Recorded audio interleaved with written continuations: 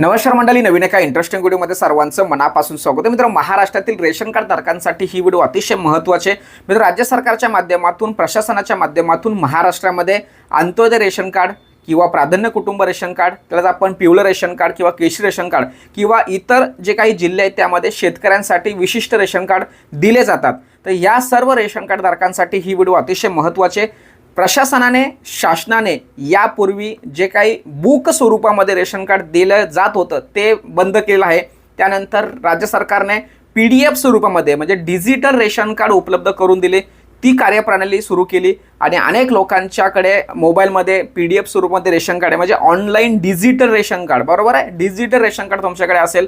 मेरा राशन या ॲपवरती सुद्धा आपण आपलं पूर्ण डिजिटल स्वरूपामध्ये रेशन कार्ड बघू शकतो किंवा आपल्याकडे PDF असेल त्याची प्रिंट मारून आपण आपल्या दप्तरी ठेवलेली असेल.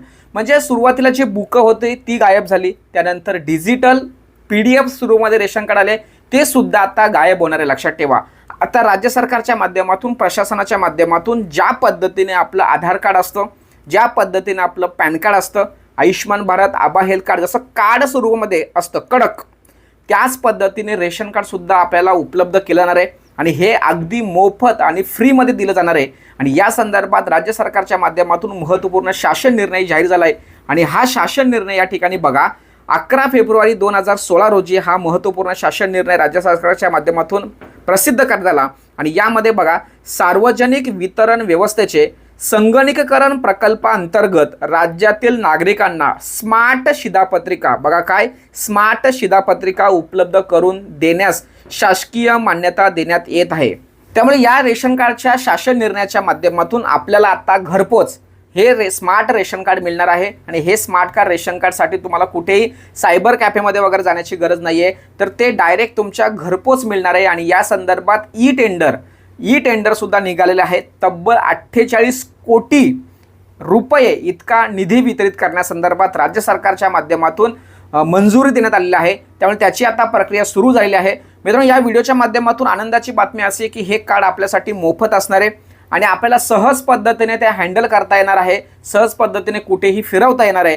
परंतु मित्रांनो, जर समजा स्मार्ट कार्ड उपलब्ध केले जात असताना, स्मार्ट कार्ड तुम्हाला मोफत मिळत असताना इतर सायबर कॅफे किंवा इतर ठिकाणी तुम्हाला ते डिजिटल स्वरूपाचं स्मार्ट कार्ड पद्धतीने डिजिटल स्वरूपाची PDF फाईल, डिजिटल स्वरूपाची जी PDF फाईल आहे त्या PDF फाईलच्या आधारे स्मार्ट कार्ड दिले जातील. परंतु ते घेऊ नका. लक्षात ठेवा, राज्य सरकारच्या माध्यमातून, प्रशासनाच्या माध्यमातून स्मार्ट कार्ड जे दिले जाणार आहे त्याच्यावरती QR कोड असणार आहे आणि तो QR कोड स्कॅन करून त्या ठिकाणी त्या स्मार्ट कार्डमध्ये किती लोक आहेत याची पूर्ण माहिती तुम्हाला सुद्धा मिळणार आहे किंवा इतर लोकांना सुद्धा मिळणार आहे.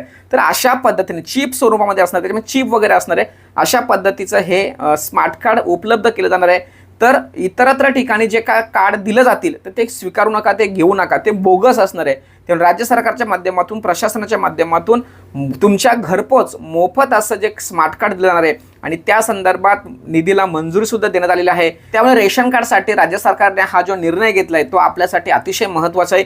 ही माहिती महाराष्ट्रातील सर्व रेशन कार्ड धारकांना कळली पाहिजे, त्यांच्यापर्यंत पोहोचली पाहिजे. यासाठी ही व्हिडिओ सर्वांना शेअर करा. भेटूया पुढील व्हिडिओसह. तोपर्यंत धन्यवाद. जय हिंद, जय महाराष्ट्र.